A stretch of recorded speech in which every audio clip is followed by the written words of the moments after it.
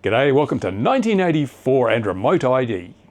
Actually it's 2023 as I make this video, but it might as well be 1984. The proposed plans of the CAA in the UK are so dystopian. It is like something out of a science fiction novel, honestly. Now, I've already done one video on this and I looked at the justifications, the reasons that the CAA in the UK gave to require remote ID. This is why we need it. They said it's for the security of the nation, it's for the safety of the people. And they came along with some massively overstated, hysterical claims about how dangerous our drones and model aircraft were and how much of a threat they posed to the national security. They couldn't back it up with any actual hard evidence. They even resorted to using Gatwick as a justification for this. That's how badly they're missing out on evidence. They used the legend of the Gatwick drone to say that's why we need remote ID. Now, I completely dismantled their case in the first video. If you haven't seen it, I'll link to it up here. Go and have a look at it now and then come back to this one, because this is the second of two videos. And I've already pulled apart their case to have remote ID, but now I'm going to look at the way they intend to implement it. They're going to go ahead anyway. It doesn't matter what we say. They've made their minds up. This consultation is a box-ticking exercise. It's required by law. They're just going to consult and ignore the feedback that they don't like, that's not congruent with their own narrative, and just plow ahead anyway. So you guys need to be prepared for what's coming. I'm going to tell you what's coming. I'm going to tell you, I've broken it down to several topics. First of all, how are they going to implement this remote ID? What technology, what methods, what strategies are they going to use to make remote ID a thing?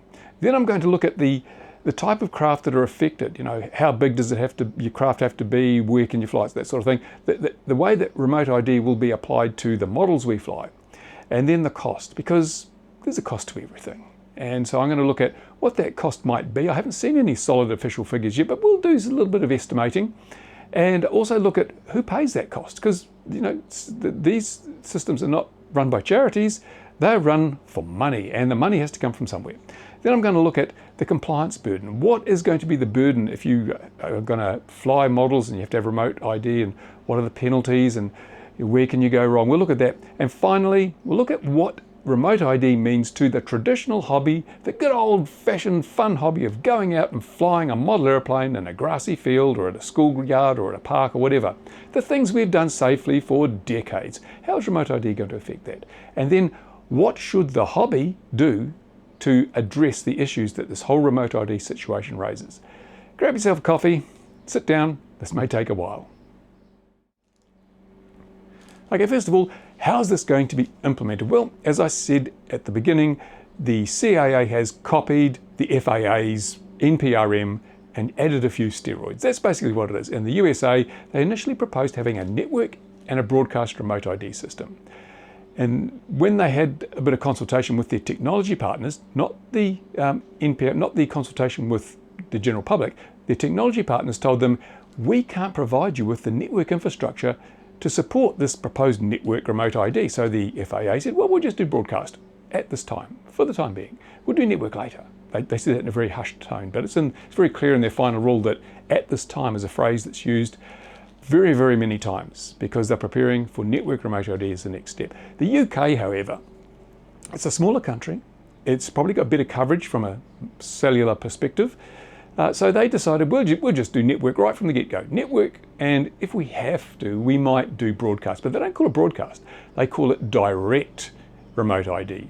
So direct remote ID is the same as broadcast, which is what the USA has. Basically, your drone or your model aircraft or whatever has a little transmitter on it and a GPS receiver. The GPS receiver tells the system exactly where it is, and then it broadcasts that information on Wi-Fi or Bluetooth to anyone with a smartphone or other device that can pick it up. So it broadcasts the information about the drone, its altitude, its position, its speed, its heading, and information about the operator, where the operator is, what the unique number associated with that operator is. So that's what direct or broadcast remote ID does. But the network remote ID is a whole different beast. And this is where it starts to get really scary from the future of the hobby perspective. Because with network remote ID, the data that is sent from your UAS, be it the transmitter or the drone, it's collected by the network. There are two elements to this. There's the network service provider, who's the the intermediary. They collect the data. There may be more than one of these. There'll be a whole lot of network service providers depending on who you sign up with. They collect the data. They forward it onto the data hub, which is a central computer that then organizes that data, stores it for long-term archiving, for historic purposes, they say. So this means that the authorities can go back and look at what happened a week, a month, a year ago, once they've got all this data in the database. So your drone and you are going to be tracked every moment of your flight through network remote ID. Now, I also think the fact they've called this remote ID it's a cover. It is a smoke screen, because it's not so much about ID as control. Now, with broadcast remote ID, that is ID. But with network remote ID, it is control that is the key factor, because you get your drone or your model aircraft, you take it out, you turn it on, your remote ID system, your network remote ID system connects up to the network, and the network says, okay, rightio, we've got a connection. The network then requests permission for you to fly, basically. You're going to say, I want to fly, ping, ping, ping. And the network will then authorize or not authorize your flight. The network gets to decide whether you can take off or not, whether you can even arm your drone or your model. And if the network says no, you're not flying. You don't have the control anymore to say, I just want to fly anyway. The network has the final say as to whether you can fly. So it is more control than it is ID. So we are relinquishing control of the hobby to some computer somewhere, run by officials, bureaucrats, regulators. I don't know that that's such a good idea for the hobby. And it's an incredibly complex system as well. Now, there is, of course, the broadcast or the direct remote ID system. They call it a fallback, but it's not really a fallback, because the UK intends to break the country up into geographical zones, and in most zones, using the direct or broadcast remote ID alone will not be an option. If you do not get a network connection in those zones, you do not fly. The remote ID system is configured such that if you're in this one of these mandatory network areas and there's no network connection, you don't get your arming token, you don't get to fly. There will be a few areas, they say, which tend to be low-risk areas away from sensitive installations or urban centres where, and there may be no good network coverage, where they'll be marked as suitable for broadcast or direct remote ID. So if you can't get a network connection, then it will fall back to broadcast remote ID, but it must first try to get a network connection. So these are going to be few and far between. They're the areas that the regulator knows are unlikely to have good coverage. But most of the country in the UK will have enough network coverage that you will have to have the network connection. And remember, there's a whole lot of reasons why you might not get network connection. You might not have any data left on your data plan, because this is going through the cellular network. So you're going to have a cellular data plan to support this. And if you've run out, if it's a pay-as-you-go and you've used all your data, you're not flying. Your drone may be all charged and perfectly safe and ready to fly, and the network might be prepared to give you permission to fly, but if you can't connect because your data plan's run out, you're not flying. So there's an additional cost to flying, which I'll cover later on. In fact, there's a lot of additional costs to flying. But that's the first situation. That's how they intend to implement this. It's quite worrisome that it is now placing the emphasis on control rather than identification. Now we move into what sort of models or drones will have to have remote ID. And in the USA, it's pretty straightforward. If you're flying commercially, you have to have remote ID. And if you're flying recreationally and your craft weighs more than 250 grams, you have to have remote ID. But if you're flying recreationally with a sub 250, no remote ID is required. The UK have taken that and copied it and then changed it a bit, because they say if they don't care if you're flying commercially. That doesn't seem to be a factor. But if you've got a drone that weighs more than 250 grams, remote ID is required. Or if you have a drone that has a camera of any weight, remote ID is required. And that is just that's totally crippling, because it means that even something like this, this is the little 1S FPV, so light. And then the Smart 16, this is a 50-gram drone. Palm of my hand, look at that. But they've both got cameras.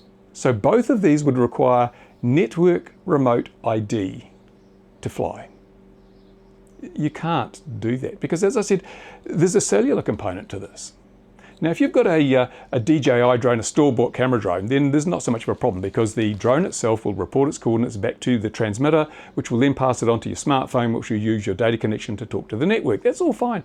Use your existing data plan, good as gold. But if you've got a legacy drone or something you've built yourself, then you're going to have a remote ID module that has a built-in cellular modem. It's an extra $50 US on top of the Bluetooth module and the GPS module and the little microcontroller to do all the talking. So whereas in the USA, they said, $50 for a remote ID module and we're totally wrong, the price in the UK is going to be a lot more, and I'll cover that fairly shortly.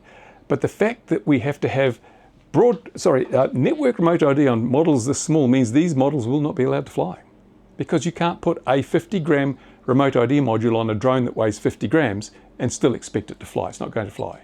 So forget the safest drones we have, the safest model, the tiny little ones like this, forget it. You can't fly them anymore for some reason. And it can't be safety, because these are the safest ones we have.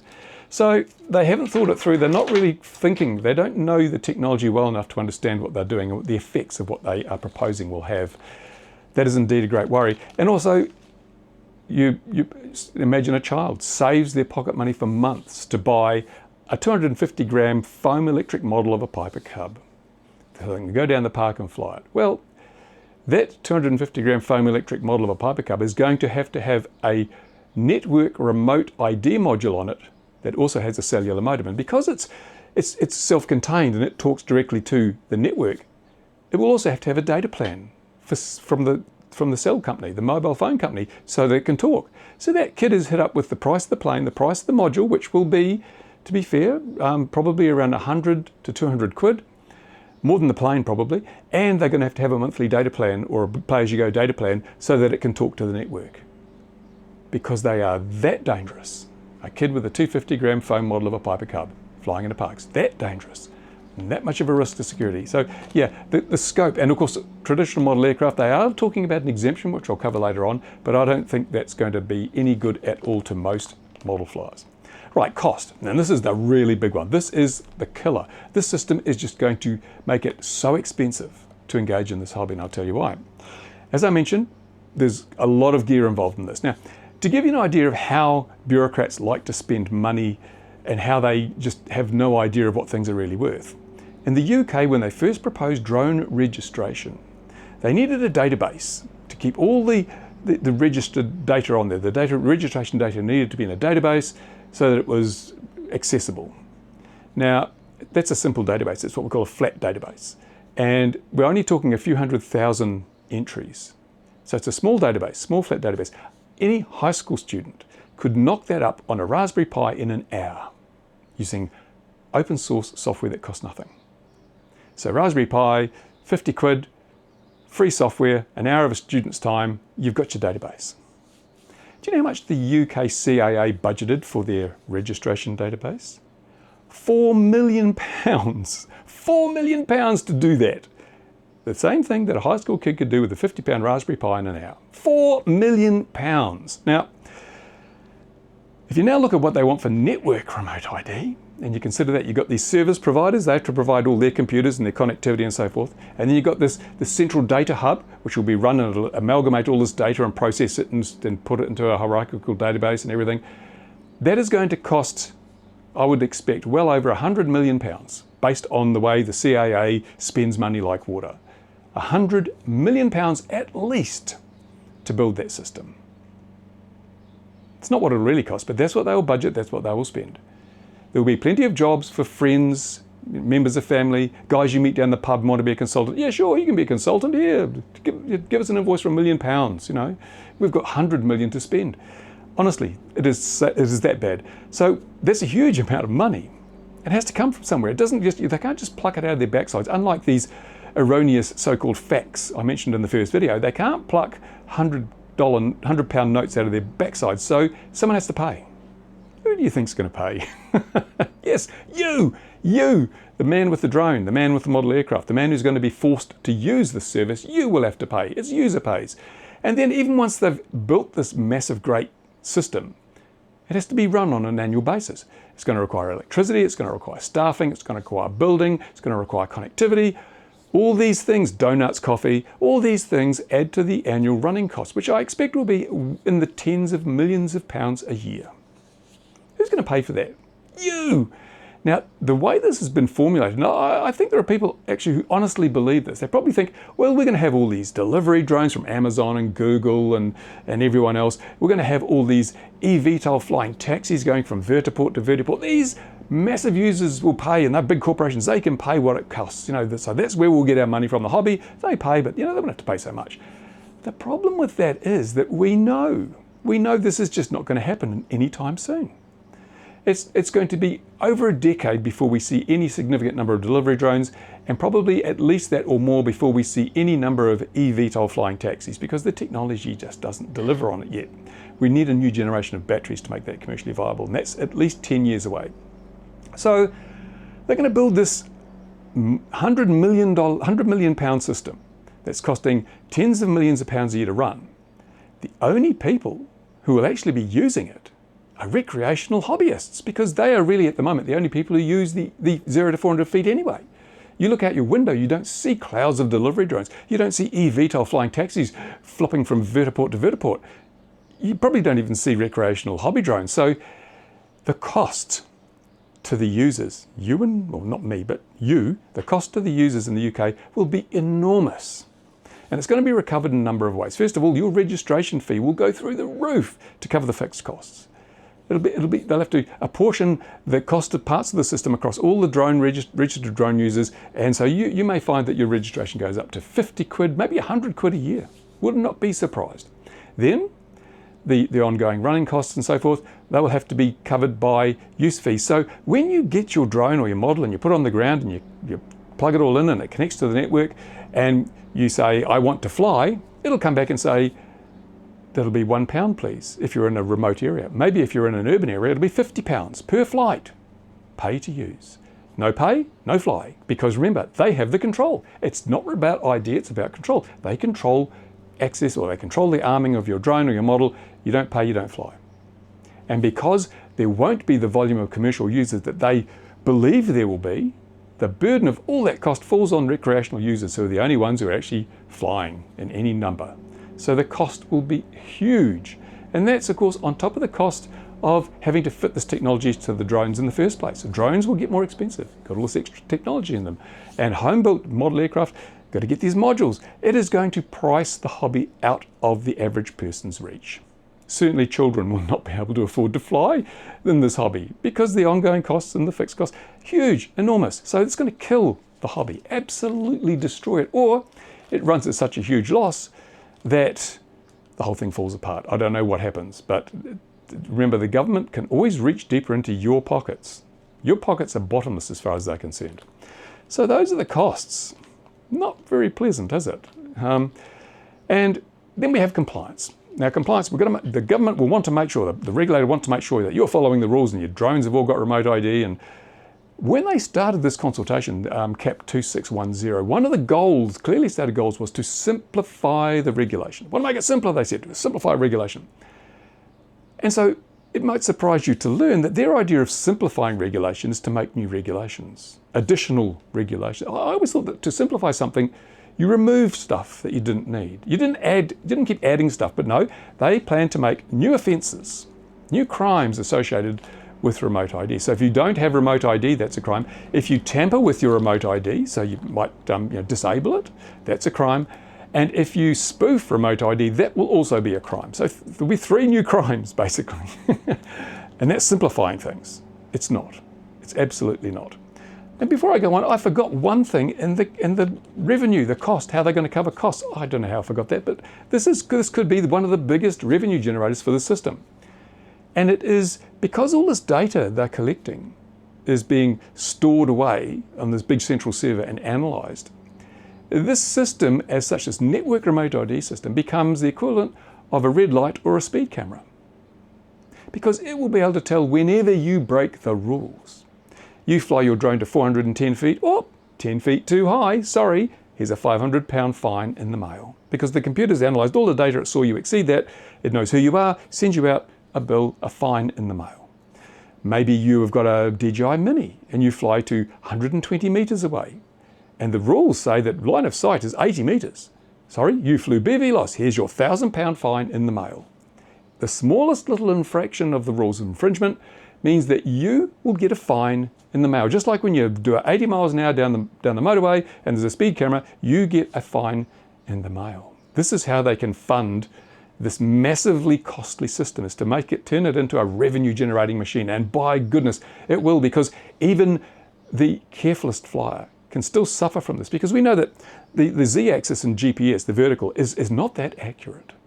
So imagine if there's a bit of a blip in the GPS and suddenly your drone appears to be 10 meters higher than it actually is. So instead of being at 120 meters, it says momentarily you're at 130. That's too high. Blip, there you go. There's your fine. You can't prove that it was a blip in the GPS. The network saw your drone at 130 meters. I'm sorry, that's too high. 500 pounds, please. The potential for disaster is enormous here, but they'll need the revenue, so they will chase these infractions to the ends of the earth. Right. We've looked at the compliance, all that sort of stuff. The next thing is the traditional hobby. No, actually, before we get to the traditional hobby, I've really messed this up. I want to try and keep this video short, but it's not working. Now, one of the big things that people have complained about with remote ID in the USA and other places is that it broadcasts the pilot position. And that increases the risk to the drone operator. Now, no regulation on the planet should ever increase risk. They're there to reduce risk. Reduce risk to people, reduce risk to property. So when a regulation sets out to increase risk, that is not a good regulation. In the USA, with the broadcast remote ID, the FAA has acknowledged that this is an increased risk to operators. But they said, if you get attacked, call 911. It's really, again, these people have no experience in the real world. They live in little glass towers and live on donuts and coffee. They don't know what happens outside that environment. So the same is true of the direct remote ID in the UK. They say that with the network remote ID, that data is not publicly accessible. It'll go into the big data hub. It'll only be accessible by people with permission, with the necessary access authority, like the police, right? So your personal data, your location, is protected from public scrutiny. But if you're operating in an area where there's no network coverage, you'll be using direct or broadcast remote ID.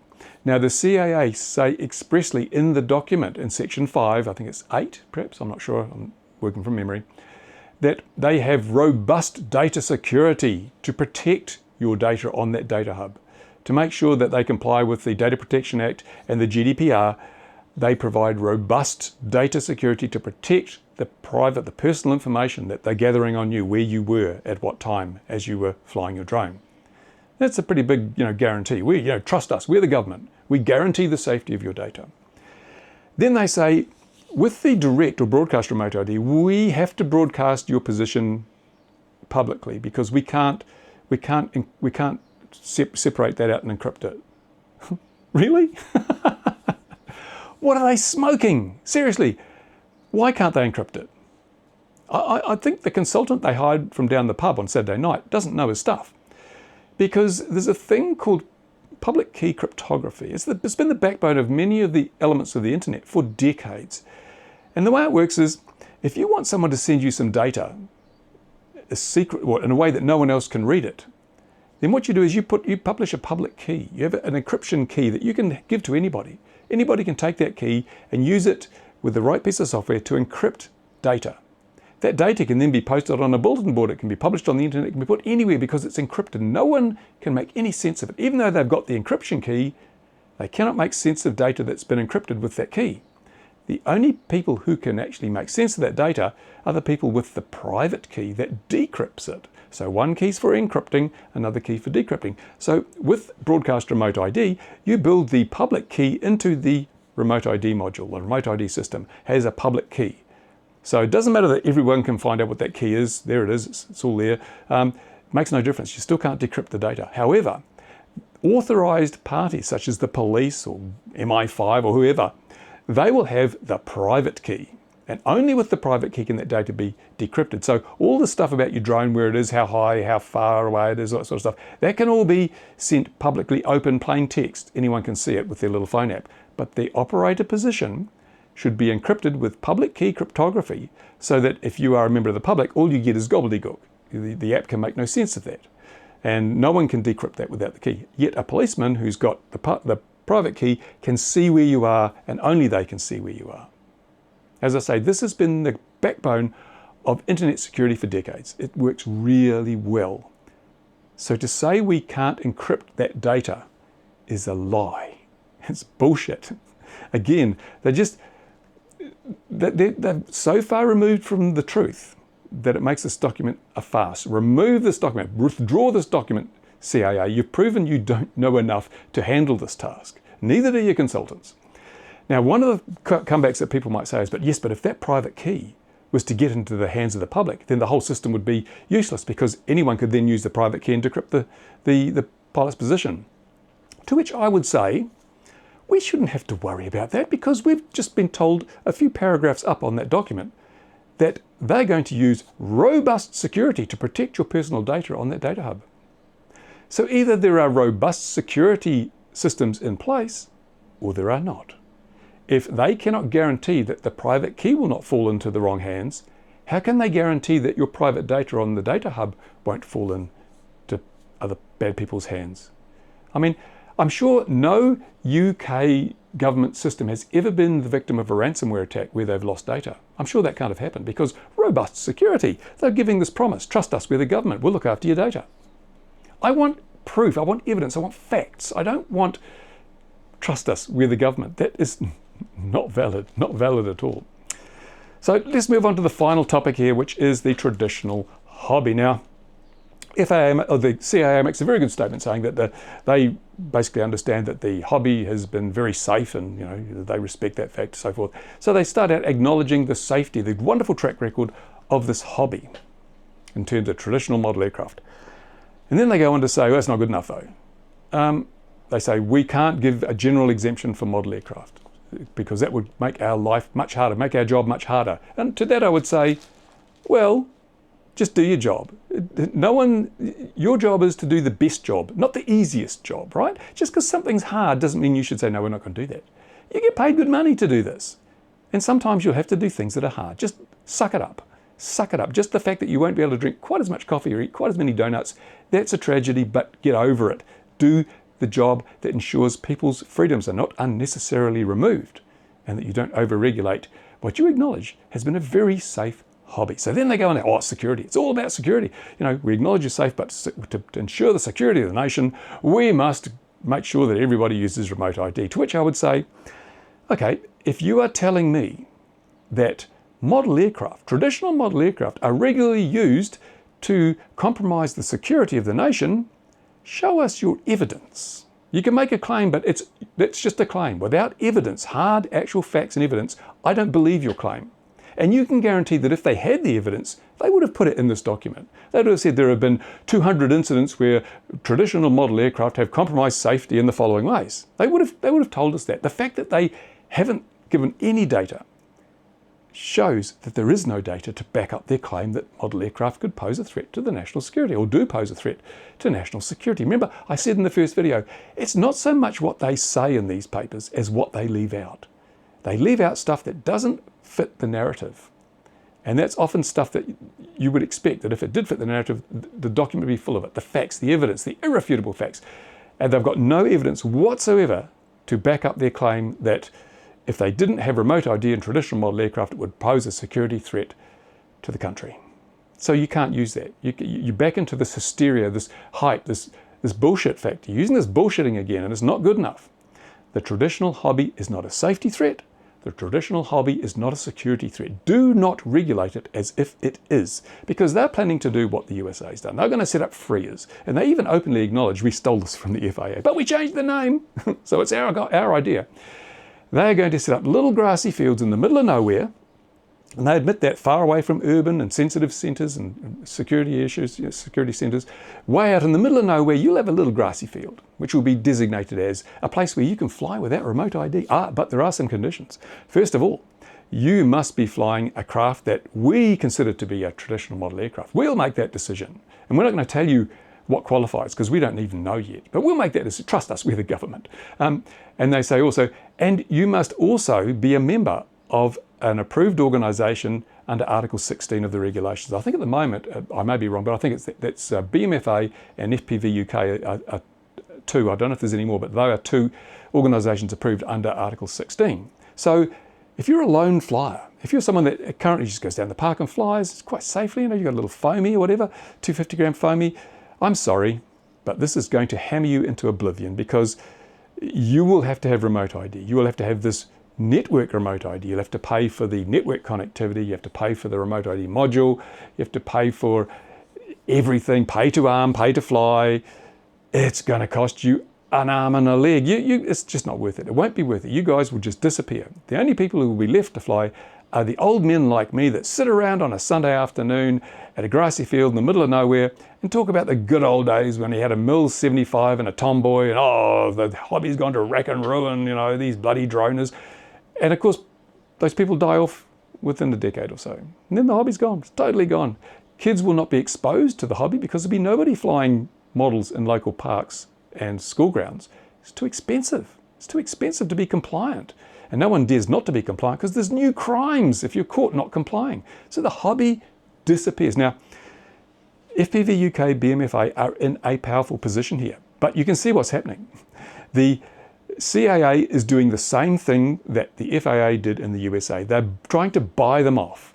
You don't kick up too much noise. You agree to this and we give you special privilege. You and you alone will be able to fly in these areas with that remote ID, your members. So this means if somebody wants to fly with that remote ID, the only way they can do it is to join your group. So that means more members, more money. And these aren't for-profit organizations, but everyone likes a little more money, a little more power, a little more membership.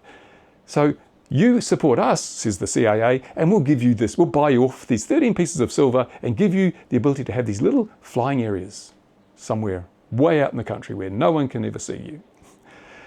I don't think that's good enough. Now, I know the BMFA, I looked at their response, and it's much better than I thought it would be, but it falls short. FPV UK, again, very good response, but I think it falls short. This is what I believe the UK people should be doing. If you're in the UK, you should be, and you're one of these organisations or you're just a lone flyer, you should be going to the UK CAA and saying, I'm sorry, I do not accept your massive over-regulation of a hobby that you yourself acknowledge is safe and you can provide no evidence to prove poses a threat to the national security. You can't provide that evidence. You've acknowledged it's safe. You have no justification for imposing a remote ID on this hobby in the way that you intend to. And therefore, we refuse to accept your regulations. And do this as a group. FPV UK, BMFA should do this as a group, speaking for all their members. And all the individuals should also do the same thing. Say, because remember, the CAA and the Department for Transport, they are civil servants. They work for you. They're supposed to do the best thing for everybody. Everybody's interests are supposed to be considered. Now, the hobby, traditional hobby, acknowledged as not a safety concern. They can't give any evidence that it's a security concern, so there is no justification for imposing an unreasonable restriction and cost burden on these people. So you must say, no, you are failing in your duty to respect our freedoms that cause no problems to any other member of society. It's unreasonable for you to withdraw those freedoms without the evidence. Provide the evidence or withdraw these regulations. Give the hobby a complete carve-out. The traditional hobby gets a complete carve-out. And stand your ground. Now, you might think, oh, it's too dangerous. If we do that, the hobby disappears. The hobby's going to disappear if you don't, for the reasons I've outlined. And the thing is that this may give you some strength in the eyes of the public. At the moment, when the government says we're going to regulate drones, the public go, yay, drones, we don't like drones. They spy on us, they could drop bombs on us, all these things about drones. We'd hate drones, terrible. They do not realise that when the government talks drones, they're talking model aircraft as well. People think model aircraft, oh yes, Piper Cub, Spitfire, Hurricane, the planes that saved Britain in the 1940s. Whoa, we love those. Drones, ooh, no, they spy on us. They don't understand that as far as the regulator is concerned, they're one and the same. There's no distinction really drawn, apart from the stupid 13 pieces of silver to have this tiny carve-out. But if you go and stand your ground and say, we are not accepting this regulation, we will not comply, then the media get a hold of this. And you can say, the government is trying to shut down this hobby, a hobby they have acknowledged is not a public safety risk, and that they can provide no evidence to prove that it's a security risk. A hobby that has given hundreds of thousands or millions of people massive amounts of enjoyment over many, many decades. They are shutting it down for no good reason. And we are not drones. We are model aircraft. I think you might get some traction there because there's probably a lot of people out there in the public who have had engagement with the hobbies. They may have been a modeler at some stage. They may have had friends who flew model aircraft. They may have had family members that flew model aircraft. And they see it as a healthy, wholesome hobby. Why would you shut that down?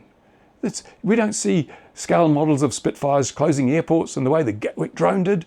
And remember, this is from the public's perspective. The Gatwick drone exists in the minds of many of the public. So use that to your strength, to your advantage. Draw a line in the sand with the CAA and say, no, this is not negotiable. This is where we stand. You will not regulate this hobby out of existence. We refuse to acknowledge your regulations and we will not comply. They can't put you all in jail. I'll tell you what, if they do put you in jail, I promise to fly to the UK and drop some drugs into your prison with a drone. There you go, my solemn promise. But there you go, I hope that's not too dystopian for you. But as I say, the UK model flyers have an opportunity here to basically stop this thing and say, we're not going to accept it. If you guys don't accept it, then other governments around the world might think twice about imposing the same draconian restrictions on the hobby in other countries. If you just fall like the next domino because America just fell, I mean, AMA members said, yes, I'm out. Where's my remote ID module? Yeah, I'm good for that. A few individuals have stood firm, but no, there wasn't an overwhelming support to say, no, this is unacceptable. People just capitulated.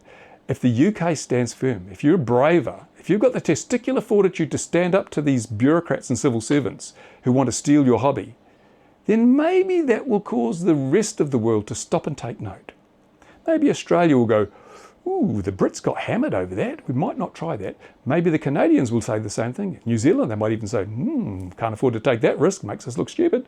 Maybe that will halt the invasion of remote ID. And remember, it's not remote ID, it's remote control. Maybe we won't have to hand over the keys to our hobby to a bunch of bureaucrats sitting in a glass tower behind a walnut desk. I think that's the best thing we can do. And as I say, you're not gambling the future of the hobby. Well, you are in a way, but if you don't do anything, if you comply, the hobby is gone. In 10 years, it is gone. It grays out. There's no new talent coming in because it's way too expensive and people don't get exposed to the hobby because nobody can afford to fly in the local parks and school grounds. So the hobby's gone either way. The only chance we have is to stand our ground and say, no, you may not take the keys to our hobby. Go away. What do you think? I'm an old militant, aren't I? So go down to the comments. Tell me what you think. Is that the best strategy? Is it the only strategy? Or should they just say, oh, no, look, we'll just go with the flow. We'll just accept what they throw at us. And, well, 10 years, that's enough time to enjoy the hobby. By in 10 years' time, I probably won't be interested anymore. And who gives a shit about the next generation? You tell me. And excuse my profanity, but I'm passionate about this. There we go. That's it. It's been a 40-minute video almost. That's way too long. I'm sorry. Thank you to the people that support me through the channel membership and through Patreon. You guys give me enough money to be able to make these videos, to research and to come up with points of view and hopefully to protect and support and promote the hobby for as long as it still exists, which, to be honest, may not be that long. Anyway, there you go. Food for thought. Go and think, come back, comment, spread the video, especially if you're in the UK, tell your friends about it, ask them what they think. Thanks for watching, guys. Bye for now. Overregulation is like a tumor. It's killing our hobby. It must be terminated. Now!